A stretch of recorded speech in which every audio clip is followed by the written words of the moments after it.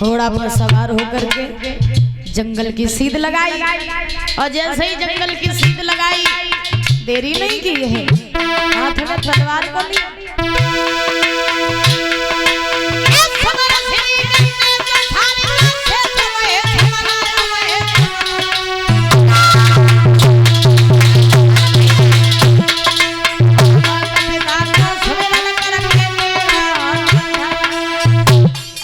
घोड़ा पे भयो सवार सुनो सरदार न बिलम लगाया।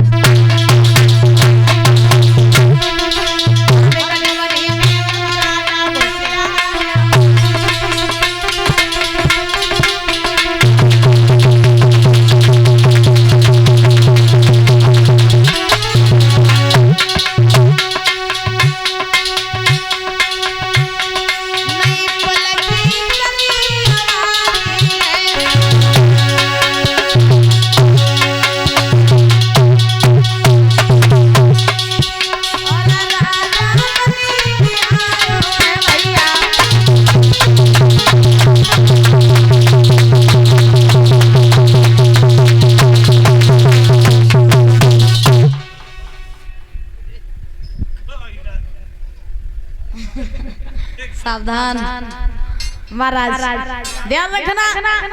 आज सूत जी महाराज समझा रहे हैं 88,000 ऋषियों को कि हे ऋषियों, राजा परीक्षित ने घोड़ा तैयार किया, घोड़ा पर सवार हुए और घोड़ा पर सवार होकर के हाथ में तलवार को लेकर के जंगल की तरफ पहुंचे। और जब राजा परीक्षित जंगल की तरफ पहुंचे हैं तो जंगल में जाकर के शिकार ढूंढने लगे, शिकार। और जैसे ही राजा परीक्षित जंगल में जाके शिकार ढूंढने लगे, सुबह से शाम हो गई, राजा परीक्षित को शिकार तो कोई नहीं मिला। जब घर वापस राजा परीक्षित लौटने लगे, मन में सोचा कि शिकार अब कोई मिलेगा नहीं, इससे अच्छा यही है कि अब घर वापस लौट चले। तो राजा परीक्षित घर वापस जैसे ही लौटने लगे, तब तक क्या देखा परीक्षित जी ने, जंगल में एक नजारा देखा, एक दृश्य देखा। क्या दृश्य देखा? एक गाय रोती हुई, चिल्लाती हुई और भागती हुई राजा परीक्षित के पास से होकर के गुजरी। अब वो गाय मनुष्य की तरह बातें करती जा रही है कि इस पृथ्वी पर ऐसा कोई वीर योद्धा बलधारी है जो हमारी रक्षा कर सके।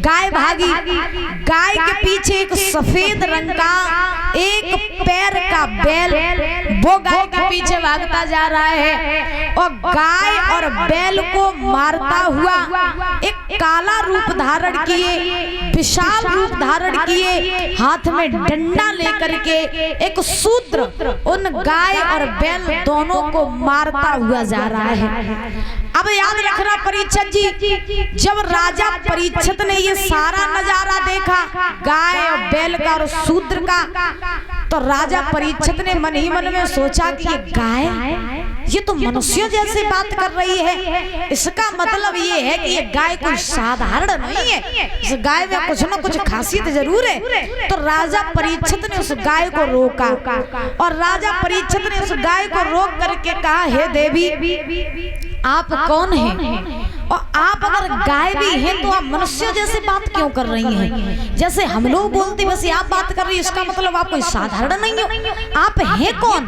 कृपया हमें ये बताइए। तो आज उस गाय ने कहा कि हे राजन परीक्षित, अगर तुम जानना चाहते हो कि मैं कौन हूँ तो मैं कोई और नहीं, मैं हूँ पृथ्वी। कौन हूँ? पृथ्वी। अब मैं गाय का रूप बना करके इसलिए भाग रही हूँ क्योंकि ये जो काला रूप धारण किए, हाथ में डंडा लेकर के जो मुझे मार रहा है ना, ये और कोई नहीं, ये है कलयुग। क्या है? कलयुग।